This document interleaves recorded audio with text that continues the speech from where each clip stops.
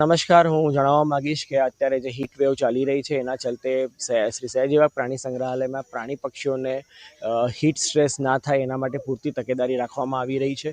અત્યારે ગરમીના ચલતે સૌપ્રથમ આખા દિવસ દરમિયાન ઝૂમાં 2 થી 3 વાર પાણીનો છંટકાવ કરવામાં આવે છે। પિંજરાઓની અંદર અને પિંજરાઓના ફરતેના વિસ્તારમાં પણ છંટકાવ કરવામાં આવે છે, જેથી ફક્ત પ્રાણી પક્ષીઓને જ નહીં પરંતુ ઝૂ જોવા આવતા સહેલાણીઓને પણ ઠંડક અનુભવી રહે, એમને પણ ઠંડકનો અનુભવ રહે। બીજું ખાસ જણાવવાનું કે આ સમય દરમિયાન સવારના સમયમાં પ્રાણીઓને બરફના ટુકડા આપવામાં આવે છે। આખા દિવસ દરમિયાન એ બરફના ટુકડા સાથે રમી કરી એને ચાટી અને ઠંડક અનુભવે છે। એવા પીવાના પાણીમાં અને પાણીના હોજની અંદર પણ બરફના ટુકડા નાખવામાં આવે છે।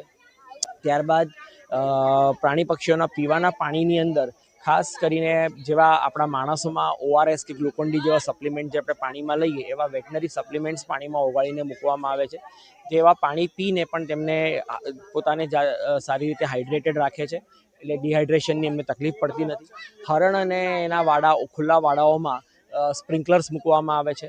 આપણી વોક-ઇન એરિયાની અંદર આપણે ફોગર મિસ્ટર સિસ્ટમ ચાલુ જ છે અને ફોગર સિસ્ટમ સવારે ચાલુ કરીને સાંજ સુધીમાં એ ફોગર સિસ્ટમ ચાલુ રાખવામાં આવે છે। ત્યારબાદ પ્રાણી પક્ષીઓના ખોરાકની અંદર જે સિઝનલ ફ્રૂટ્સ એન્ડ વેજીટેબલ્સ છે, ફળફળાદીઓનો વધારો કરવામાં આવે છે કે જેમાં કાકડી, તરબૂચ, શકરટેટી આવા ફળફળાદીઓનો ખોરાકમાં વધારો કરવામાં આવે છે, જેથી કરીને તેઓને ખોરાક માધ્યમથી પણ પૂરતું દ્રાવણ મળી રહે અને હીટ સ્ટ્રેસથી તેમને બચાવ થાય। પિંજરાઓની ઉપર આપ જોઈ શકો છો, પિંજરાઓના ફરતે કે ગ્રીન નેટ અને સૂકા ત્રાલસા નાખી અને એના ઉપર પાણીનો નિયમિત છંટકાવ કરવામાં આવે છે, જેથી દિવસ દરમિયાન ઠંડકનું વાતાવરણ બની રહે છે।